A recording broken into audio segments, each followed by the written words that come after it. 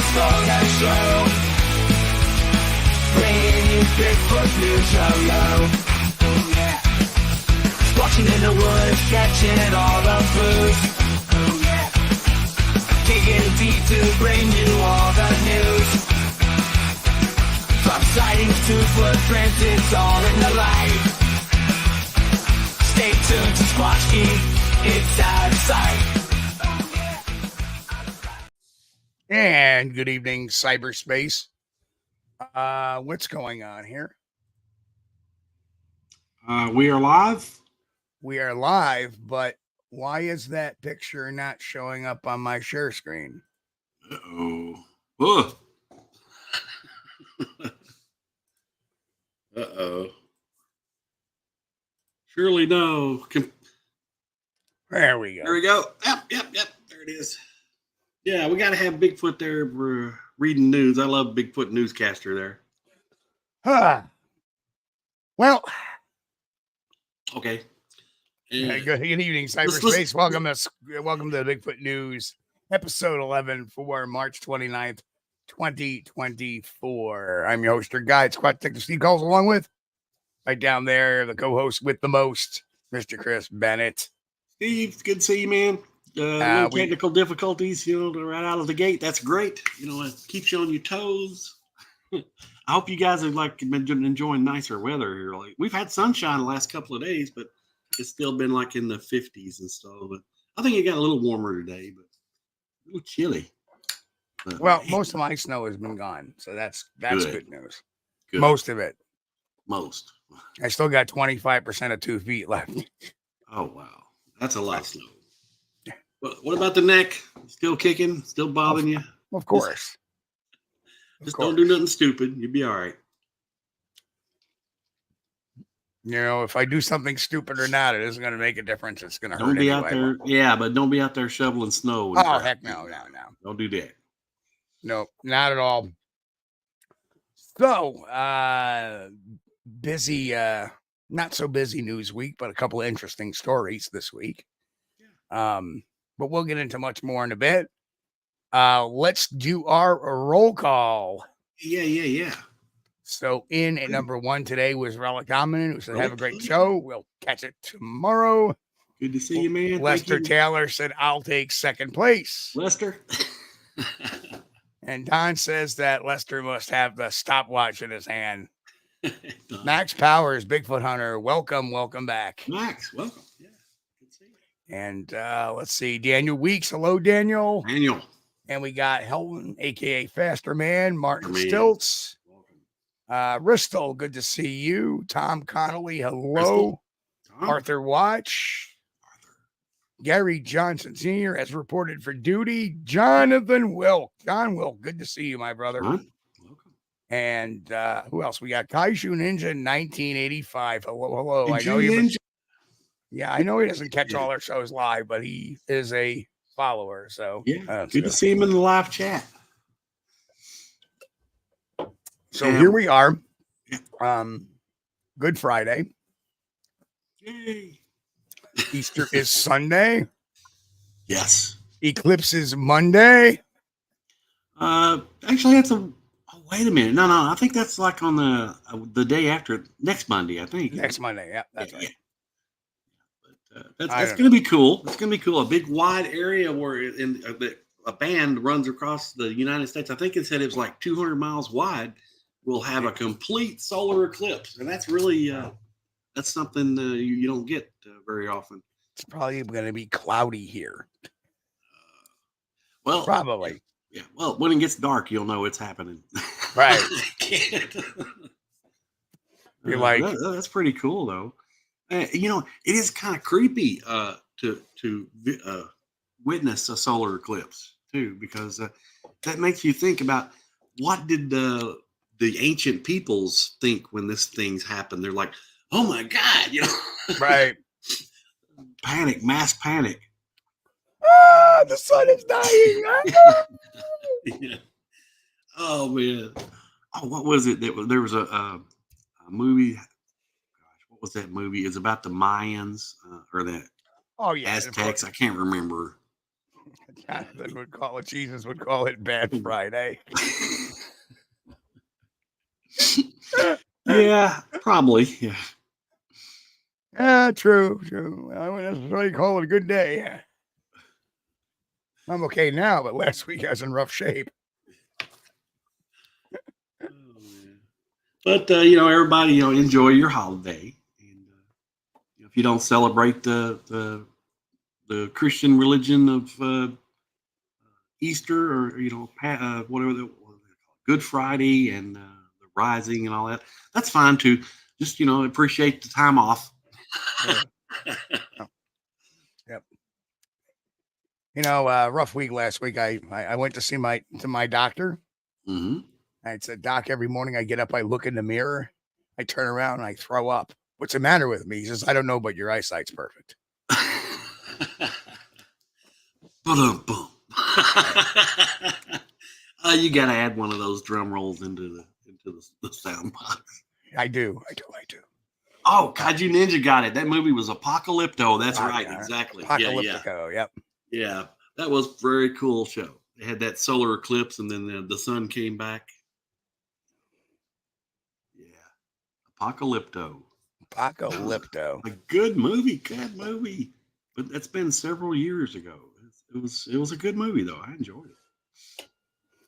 So I am going to reach out to a director, relatively probably the most famous director we will have had on this show. We've had a bunch. Remember we had a couple of actors. Remember we had that one Bigfoot movie that was going really well till the very end.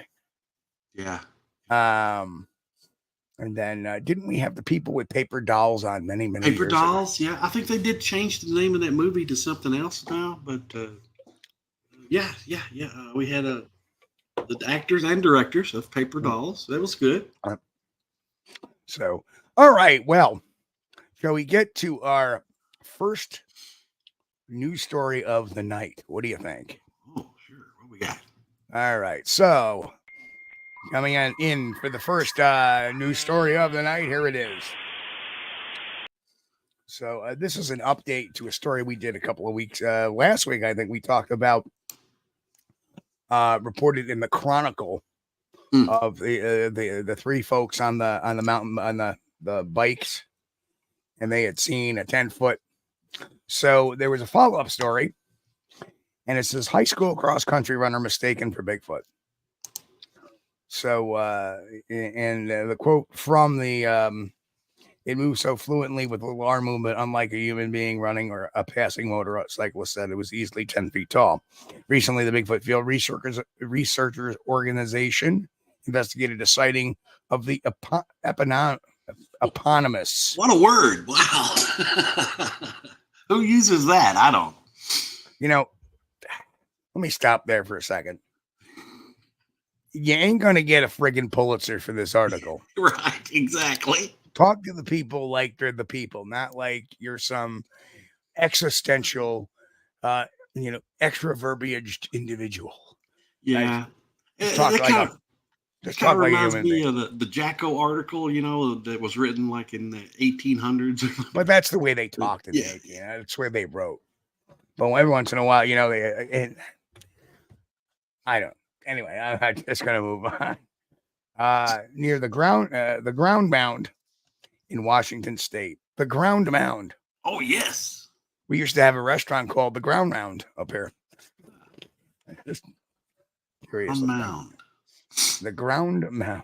Very cool. The sighting by a group of motorcyclists passing through South Thurston County involved spotting a figure running on a ridge a half a mile ahead of them. According to the report given to the BFRO, it was very large and human shaped. It was one color, tan brown, moving across very rugged terrain, making a beeline for the tree. The group watched the figure run for 30 seconds before it left their vision. It moved so fluently with little arm movement, unlike a human being, the motorcyclist said. It was easily 10 feet tall for us to be able to see it from them, from so far away. After the story, the biped sighting was reported in the Chronicle and shared thousands of times via social media. The paper received an email from a Rochester, Washington high school student, Gunnar Morgan, a cross-country runner, self-identified himself as the creature. That Sasquatch running was me, Morgan said in an email to the paper. In the email, Morgan, who was not 10 feet tall, explained his case of mistaken identity. My cousin and I are adept cross-country runners and live in the area and run often in that exact wilderness area. The reason we appeared larger than usual is because we were running side by side and we run extremely fluid compared to most people. Morgan's Garmin GPS watch provided data that showed he and his cousin were running along the same ride, along the same time, I should say, the same time at the moment, at the same. Yeah, he was too busy trying to work on his fancy words that he forgot to work on his sentence structure. Yeah, he wrote, we're running along the same ride at the same time the sighting occurred. No, you're running along this at the same time at the time the ride and the sighting had occurred. We were running fast and headed for a tree line. Morgan said, I can pinpoint exactly where the motorcyclist must have spotted us, where we must have been. I stand 6'1" from a distance. We could be mistaken for a larger creature. Yeah. While Washington State tops the nation in what BFR deems credible Bigfoot sightings with 708, Morgan himself says that he has never seen they got to throw in the mythical creature while running in the area, but loves the attention it has brought. And he goes, I think this story is all very funny. Well, so, hey, hats off to Gunnar Morgan for stepping forward and saying, no, guys, that wasn't a Sasquatch. That was us. Right. And the fact that his GPS watch backed up the whole story, huge too. Oh, wow. Walt, I was off looking at an article. Look at here, Walter Kroll. Walter. Oh my goodness. Thank you, Walter. Thank you so much. So there we have it. There we have that. Now we have 3 mystery solved. That one. Yeah. Yep. But really, how could somebody mistake a running guy for somebody that's 10 feet tall? But then he said he was running with his companion. And you got to understand. Right.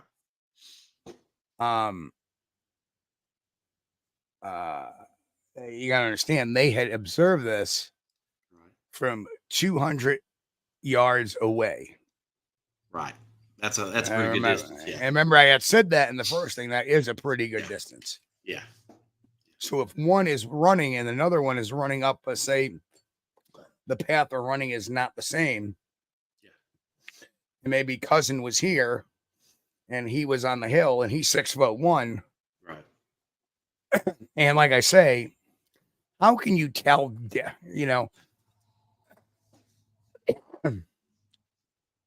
Well, if you're looking the distance of one football field, that's a lot. 100 yards is a lot, and it's more than you'd really think.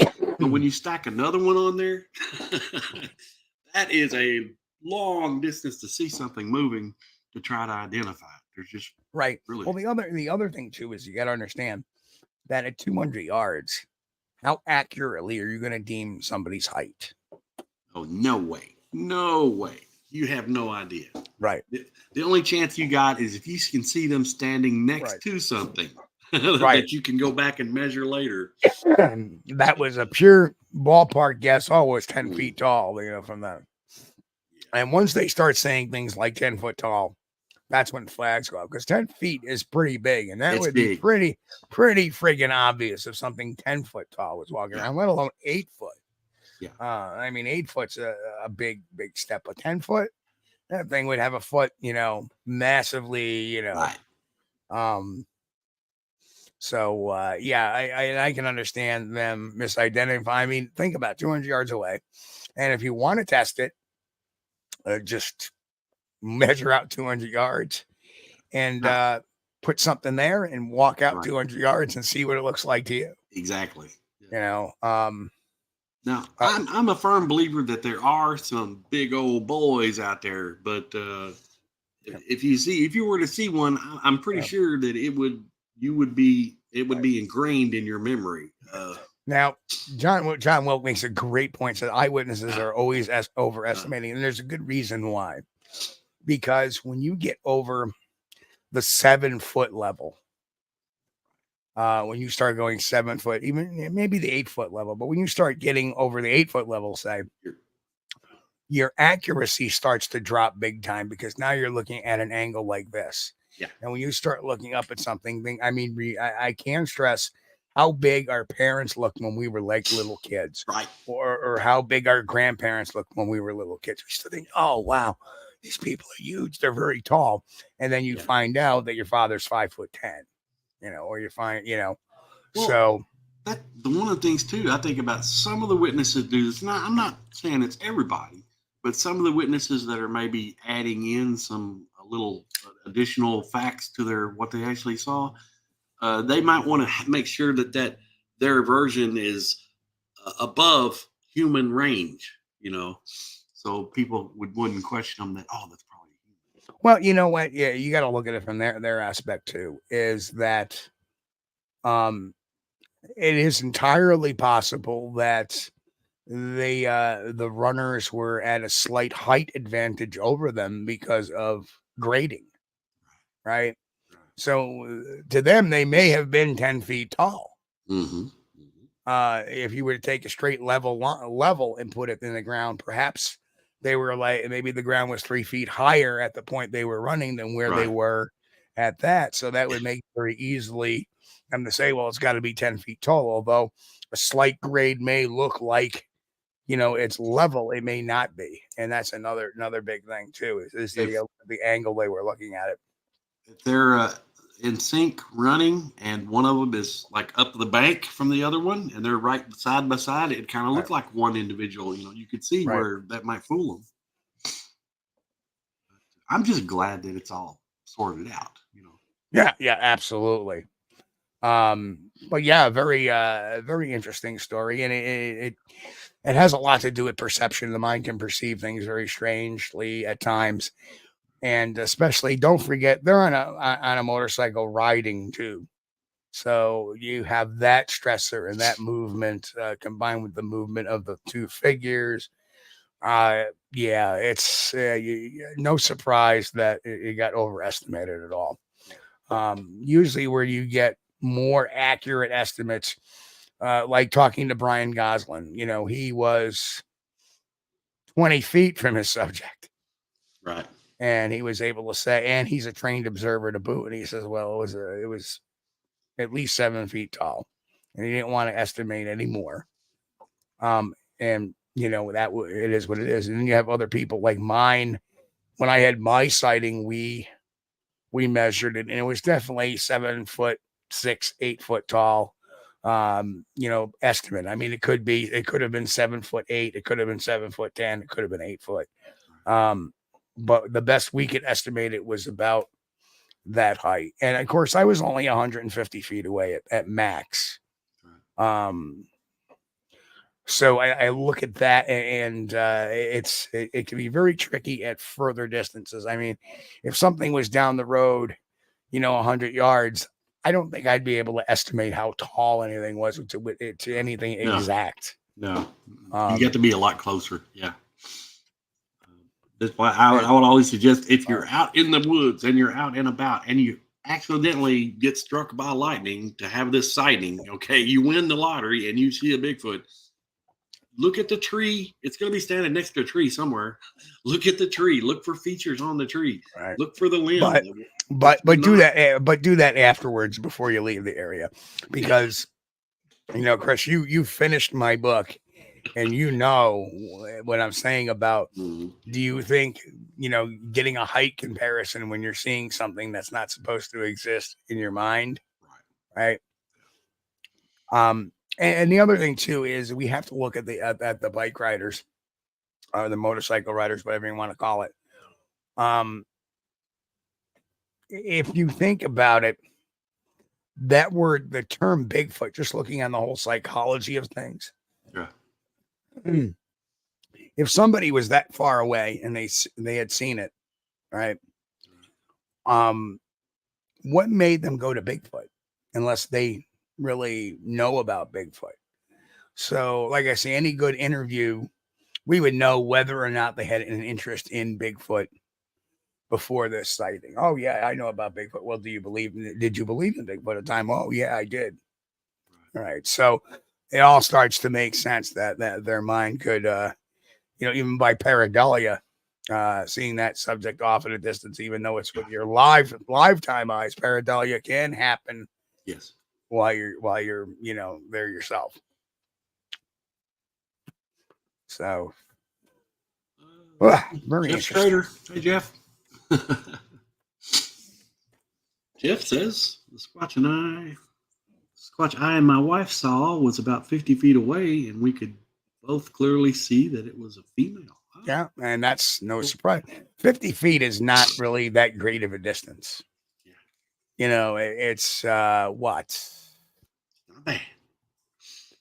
Maybe about 20 yards is 60 feet. So it's less than 20 yards away from you. Yes.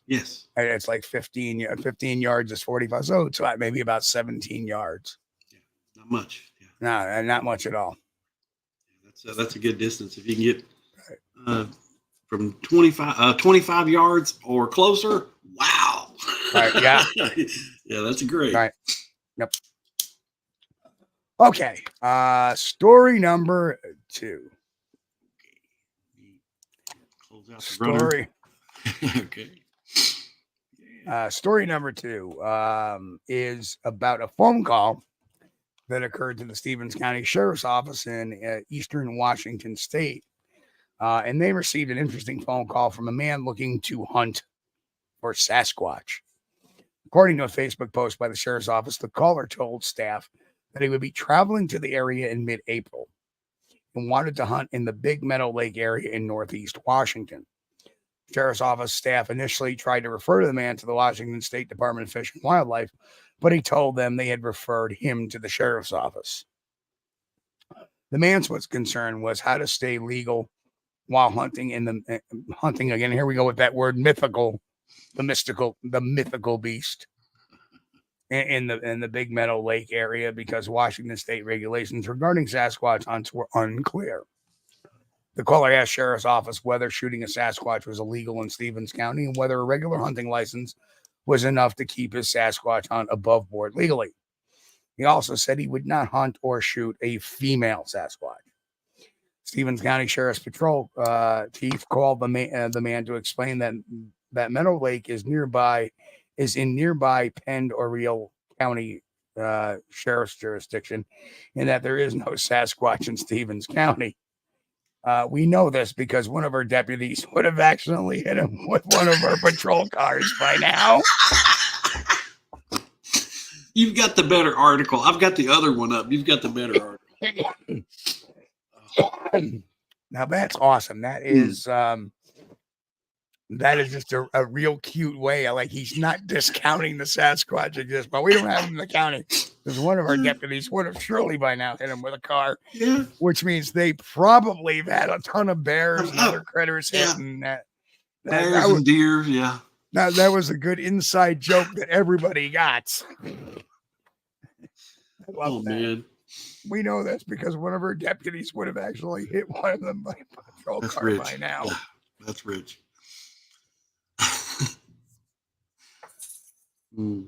Oh, by the way, did you hear about the wait, I'm trying to think. I need a soundboard thing on this side too.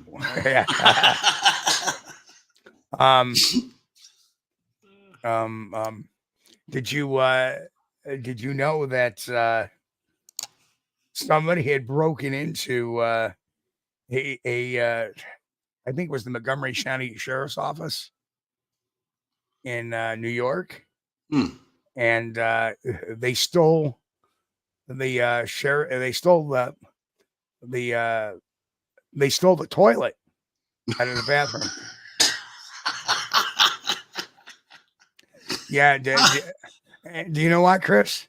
The cops can't solve the mystery. You know why? They have nothing to go on. You can boo me now. You can boo me now. That's pretty good. All right. Again, here we go. According to Again, the quote about that, it's almost like everybody's gathering all these stories in the same. According to the Bigfoot Field Research Organization, Washington is the top state for Sasquatch sightings. They have 708 credible sightings, according to the organization. A 1992 resolution established Whatcom County as a Sasquatch protection and refuge area. In 1969, Skamania County passed a law forbidding the harming of a Sasquatch. Doing so would result in a $1,000 fine and a year in jail. The county later changed the law to state that any premeditated, willful, and wanton slaying of any such creature shall be deemed a felony, punishable by fine not to exceed $10,000 or imprisonment in the county jail for a period not to exceed 5 years. Wow. It is unclear if Stephen County has such an ordinance or a law. That is unreal. Wow, that's a lot. 5 years, Actually upgraded it to a felony. Yeah. That ain't no joke. That's serious. Yeah, you lose your right to have firearms and stuff, and in some cases, right to vote, all that stuff. Yeah, that is definitely. I think we lost a couple of listeners tonight on that joke. Oh. Well, the $10,000 fine, that's doable if you have a body, but 5 years, I would be, knock on wood. I'll be happy to be here 5 years from now. And in most places, it goes to say, like Washington State, in New York, the village of Whitehall, not the town of Whitehall, mind you, the village. Like in my research area, I'm not technically even in the town of Whitehall. So none of those protection laws apply where I'm at. Not that I would go out and harm one. Right. I rarely go out even with firearms. Isn't there some sort of thing on the books to where if your life is in danger, do you have a right to, preserve your life, to protect your life? Well, it's funny because when I did America's Book of Secrets, I got interviewed about the law. So I did a lot of research on laws. Mm-hmm. And if there is no law protecting something such as a Sasquatch, for example, in Whatcom County, Skamania County, the village of Whitehall, that's where there are specific laws for the Sasquatch. So this general statement does not apply to it. But if an animal is not in the existence, is not considered an animal or even a human per se. Right. So I know there's people, Bigfoot's a human. Well, hang on, just go your jets. It hasn't been classified yet, a human or animal or anything else.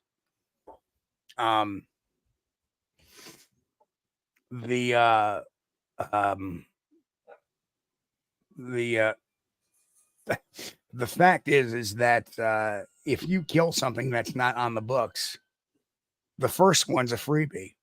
Yeah, it can't be. Right. There's nothing they can do. There's no law prohibiting you of taking that particular animal, whether you're in danger of your life, whether it's a nuisance, or you're just out there saying, oh, that looks cool. Bang. Right. That is, that's the way the laws are written. And that's where the big fallacy in the whole MK Davis theory goes is, well, they buried him because they didn't want to get arrested in trouble with the government. You wouldn't, because that law applies in California. It applies anywhere in the United States. If it's not on the books, it's not illegal to take one down. But, I think we could probably agree that it's illegal to take down a human being. That's of course, we've got that on the books. That's a law. That's illegal. But there are certain situations to where if that human being was trying to rip you limb from limb, I think you would be justified in protecting yourself. Right. Exactly. There's always that argument, and I wouldn't recommend anybody go out hunting for them. But if you're standing face to face with one and he's going to rip your limb from limb, I mean, I would always choose to go home rather than be ripped from limb to limb. Max asked the question. I noticed that a large area around the Whitehall incident was purchased by the Nature Conservatory. I've noticed that in several areas. Anything to that? Nope. Not at all. Because nature conservatories are actually privately owned. They're not owned by the government. Yeah. So there is some conservancy over on the Vermont side, across from the Pulteney River, and there's a New York conservatory that bought some property on the opposite side of that. But no, they're not government entities, and actually you're not restricted from going into them. You won't see any, I've seen one county sheriff down in research area number 2, and that's in Vermont. And I have seen no New York representatives on the New York side. And like I said, in my research area, I've seen one forest ranger back when we were shooting the National Geographic special. And that's because they had called them to ask them it was okay. And they had showed up preemptively just to introduce themselves. Have a good night, John. But when the COVID hit, we went up to take a day routing out to the area because, what else are you going to do? And it was so crowded up there. I not only saw one park ranger, I saw two state forest rangers. Wow. And that was the only other time. And it was just so it was so packed up there. I like turned around and left. And it definitely shifted the dynamic for several years in that area. Yes. Yeah. I don't believe they like crowds. No. But getting back on what I'm saying is that but then again, there's other laws too that may prohibit you from hunting a Sasquatch. For example, if you take a firearm into the woods, a lot of times, especially in New York State, you may get questioned, what are you doing with the firearm in state forest, when it's not hunting season. And it's not uncommon for people to turn around and ask or answer, hey, I'm taking it as protection or whatever, but they listen and they'll follow you and they'll listen for those gunshots. Right. Of course. As well they should. Yeah. Yeah. I have a tinfoil hat I keep handy for some theories, and I think sometimes I'll put the tinfoil hat on, and I've noticed that in some areas here in Kentucky that were where there had been lots of Bigfoot sightings, the universities would come in and start buying that property and set up a study area for wildlife. But that's not uncommon. Yeah, that's true. It's not uncommon for so I mean, we can sit there and relay to us all the conspiracy theories, but without receipts to it, as to why they're doing it, really, I'm not a leg to stand on.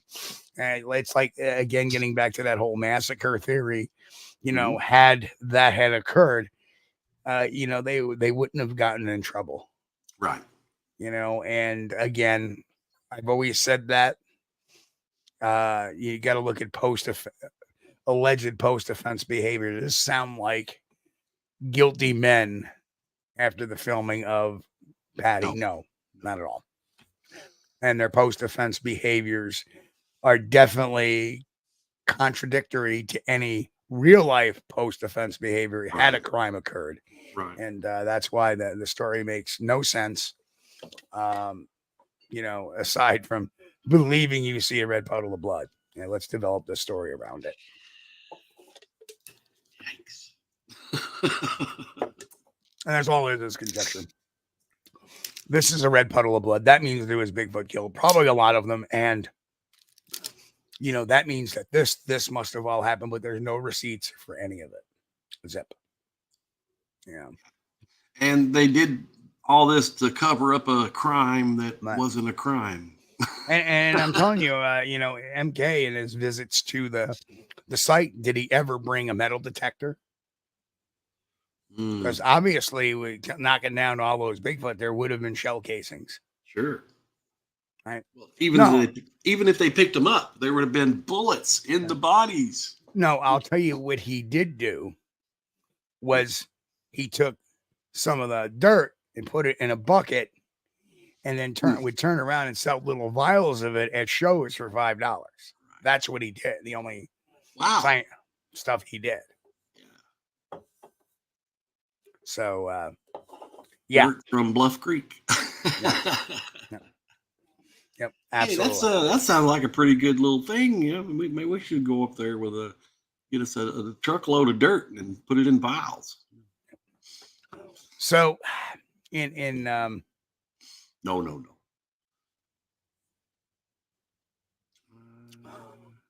If there's no ordinance, there's no ordinance put in place in killing a Bigfoot, and someone kills one, is there still a chance they could be charged with murder? No.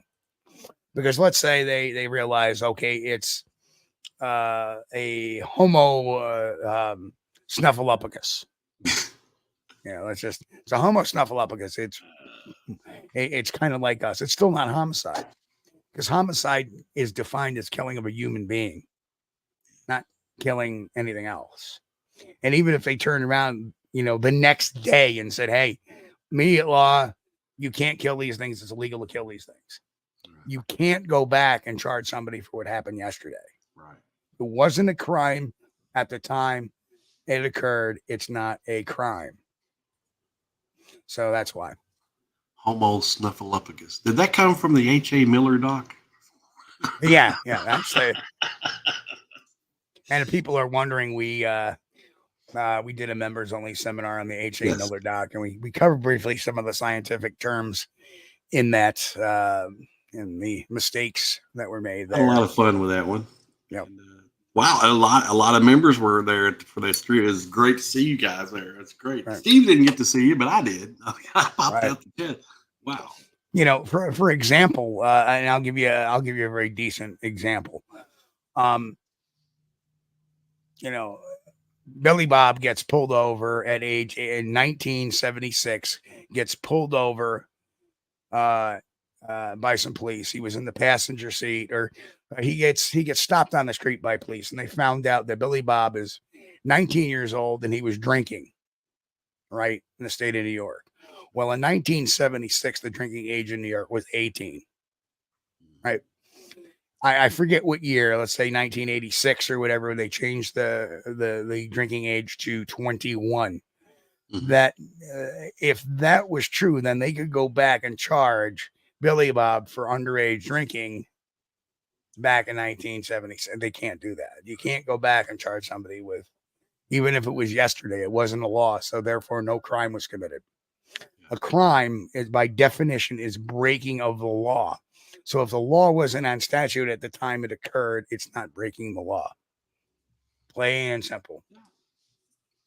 Well, that was something that I respected about my old base commander, because at that time in the mid 80s, of course, the legal age for alcohol was 21. But he understood that his Air Force guys, even if they signed up at 18, if they were old enough to die for their country, they were old enough to have a beer. And he allowed them to have at the Airmen's Club and the Officers Club, whatever, they could have a beer. So that was pretty cool. And I agree the same way. If you're old enough to die for your country, you're old enough to drink a beer. Of course, I don't like beer. Okay, so let me. Jeff made a comment. Jeff Strader made a comment. Not all Sasquatch Southern have monster feet. 15 to 17 is the average. Well, I got news for you. If you get a foot that's 20 inches, it's pretty large by anybody's standard, because the size of the prints at Bluff Creek were between 14 and a half and 15 inches long. Right. The prints that I recovered for the Fort Ann cast are like 14 and a half inches long. And that's probably the easiest way to determine a hoax. If somebody's coming off and saying, oh, I got these 24-inch prints. I got these 27-inch prints. It's not called Bigfoot because of the length. It's called Bigfoot because of the width. And that's what hoaxers don't seem to align themselves or realize too much. But I've used some tracks online that were like hourglass shaped too. I couldn't put it together. Hourglass shape, nope. That's why.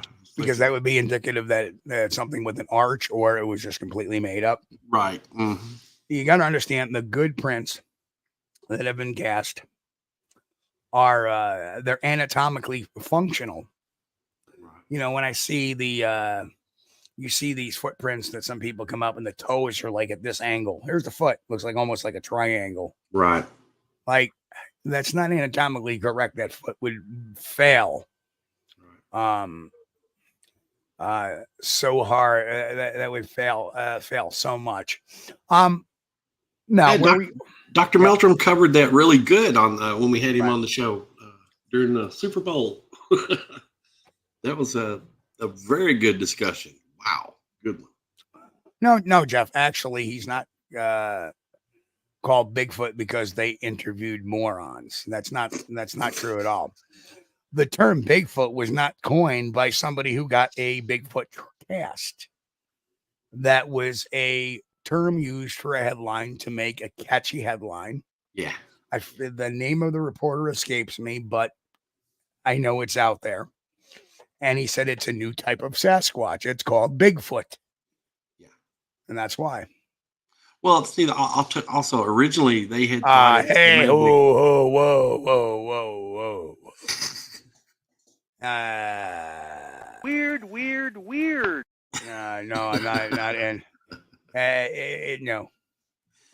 It's, it's a Bigfoot print. Yeah, if you want to send me a Bigfoot print, that's fine. But yeah, I don't want to see. Yeah. But during the original story, the guys at the construction area had been trying to figure out what it was, and they thought it might be an Indian, a big Indian living in the hills there that hadn't come out yet or something. So Max Powers is putting there 8 foot equals 16 inches. Yeah. You know, well, hold on. Let's stop a second. What's the scientific basis for that? I'm just saying, we can't talk in absolutes. We can't talk in absolutes because we don't know their footsteps. For example, I've gotten reports of a 7 foot Bigfoot, an 8 foot Bigfoot, and I've come up with tracks that are 15 inches, 14 and a half inches, right? So it could be different because of the width. We can't necessarily take our footprint and compare it, height to, because let's face it, I know plenty of people that are my height that have size 8 feet, right? I'm 5'10". I take a size 10, right? And I know people that are 5'10" and take a size 8, take a size 9, right? Conversely, I know people that are 5'10" that take a size 11. So feet can be dimorphic, regardless of it. It's not like a straight line.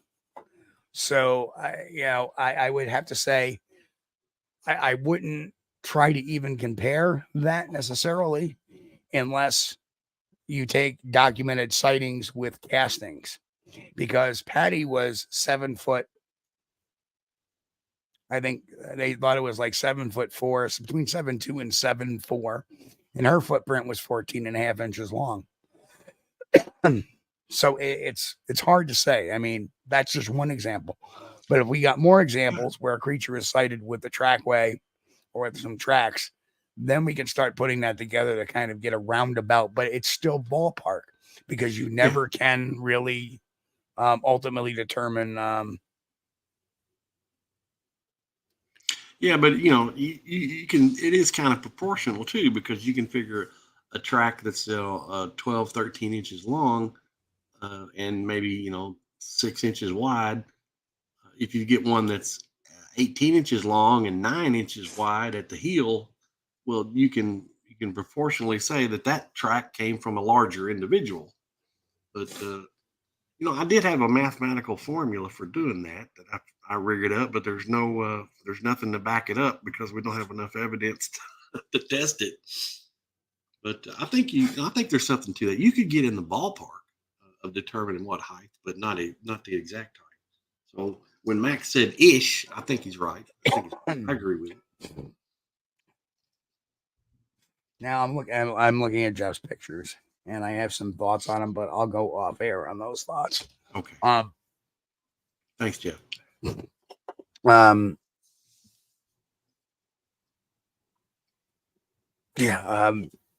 Yeah. I kind of lost my train of thought here. I was on. Well, Jeff said that the guy on the Close Encounters of the Third Kind said he came across a Bigfoot prints that had with 36 inches heel to toe. I remember that. I remember him saying that. Yeah. Wow, that would have been a monster, wouldn't it? Yeah. That's a 3-foot foot. Yeah. Yeah. Oh, wow. In actuality, the types of soil, the type of substrate wouldn't really affect necessarily. Now there is one substrate that will affect, basically heel width, toe length, or heel toe length, and that's snow. Mm-hmm. Sand would have its own properties too, because sand tends not to be malleable. In other words, you put your foot in sand, take it off, and some falls back in the hole. Back in and doesn't really conform necessarily to what that necessarily is. Now, not for nothing. Probably dirt is probably the best of all of them. Mud is kind of unreliable at times.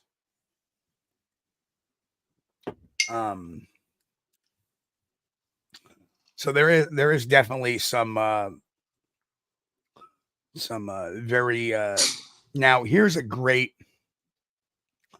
idea, is that if you can put some transparent phosphorus type of substance that you can see under blue light in an area where a creature would step, right? You can shine that area, and where you see it missing, then you would say, oh, look, right? Something's took a step there. You get an accurate representation of their print. As it walks away, you can follow it, because it would leave bits and pieces of that luminescence as it walks away. So there's an idea to throw out there just for fun. I'm trying to think what else is there to say. Is that, I wasn't prepared to do it like a track class tonight, but sometimes it comes up. And what I have to say is, when looking at a track, the big things to look at is, number one, is it functional? Number one, does it have a heel, or does it have rather an arch, rather? Or is the heel equal to the toes? In other words, if the heel is here, the toes shouldn't be over here. The foot should not bend. Right. You know how many times I've seen people come up with their Bigfoot tracks, and here's the toes going this way, and the heel is going this way. Right. Yeah. That's not a track. And, Dr. Meldrum, he pointed out different things. I had some questions about it because about some of the things that I had seen, online and elsewhere. And depending on what the creature is doing at the time that it made that track could look a whole lot different. But they're not going to be bendy like a rainbow. No. Now I see Helton said, now if the ones the Indian Army found, are we talking about, the Indian, the Eastern Indians over there in, India? Oh, I remember that. Those photos they showed, like up on the Himalayas or something. There was over in that mountain range. Was it snow? Was there snow on the ground? Yeah, those were snow tracks. Yeah.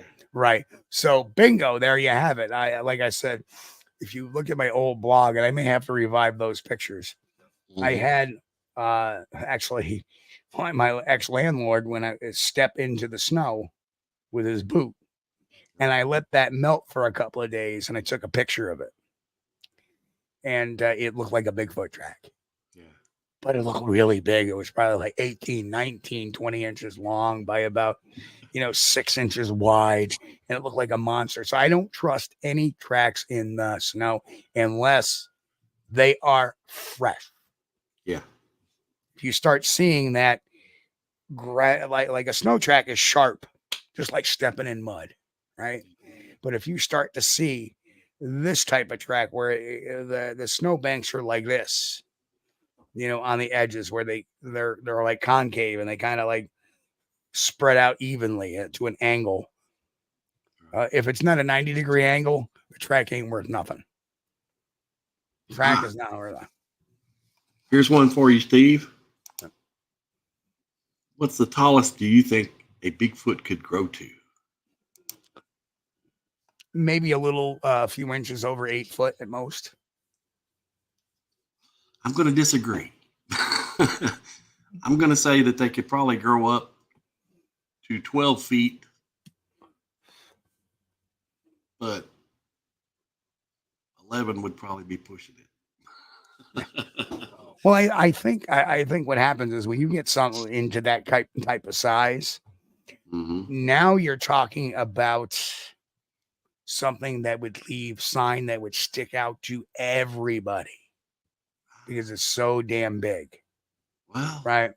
Like a bear, like a big grizzly bear will leave massive amounts of sign because they are larger than life to the rest of the bears. The other thing too is the caloric intake of something that is that tall. Right. And I think if you get that tall, then it becomes counterproductive to a spine. Yeah. Because now that spine is getting bent to where it's probably easier for that to be a quadruped. Like a lot of our larger animals are quadrupeds for a reason, because they were in the prehistoric times, in the ice age times, they were much larger. Right. Yeah, but you can't compare it to the human scale though, because our muscular structure supports our skeleton, and theirs would be much larger, so they much larger skeleton, and plus they would have much larger muscles, so they could support a bigger form than what the human body could. Possibly. I mean, possibly. I think that 11 foot is taller than my ceiling in my room, my office. Yes. Right. And I'm like, no, they wouldn't be that tall. They may come up to the very top. Well, that's what I'm saying. And I got maybe 9 feet here, 10 feet. Yeah, usually a normal ceiling in a house is either 7.5 or 8 feet tall. Right. And the old houses, they would have 9 feet tall ceilings, and some of them 10 feet tall ceilings. Right. If you're in a house that has a 12-foot ceiling, that's a whopper. That's the old Victorian style architecture. That's a whopper. But yeah, you're right. I don't think 8 feet is big. 8 feet is big, but I tend to believe they can get bigger. I don't know how often that would happen though. See, could that be a regular occurrence or no? I think that would be kind of like us. What's our average height? 6 feet, 6'1", 6 foot. Well, they used to say average height is about 5'10". Yeah, we've grown. I mean, the Americans have gotten taller over the years. But we have people out there. We have males. Dustin Hoffman. Let's look at the list. Dustin Hoffman, Tom Cruise, are both 5'7". Ben Stiller is 5'6". Kevin Hart is 5'2". The comedian Kevin Hart. Chris Rock used to be 6 foot, but after the slap, he's down to 5'10".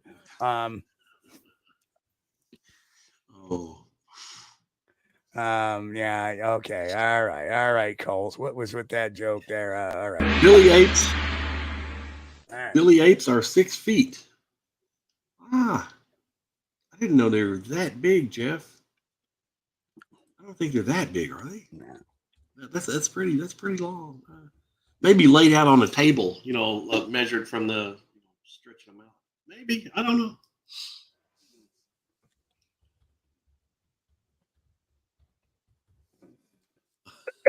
Nope. According to buzzonearth.com, Billy apes are usually from 5 to 5.5 feet tall. Yeah. So yeah, they could be 6. You could have a tall individual there. The basketball playing Billy Ape. Very patient. You know what annoys me about this article? Hmm. They said they resemble the chimpanzee and their footprints are 28 to 34 centimeters long. Wait a minute, you just said 5 to 5.5 feet. Why can't you keep the measurements of the foot in inches, for God's sakes? Can we keep it in one or the other? Yeah. So they're about 5 to 5.5 feet, which I've seen some trail cam photos of Billy Apes, and that seems about right. Yeah. Nope. No, the juveniles might be that high. I know we're talking about Bigfooter.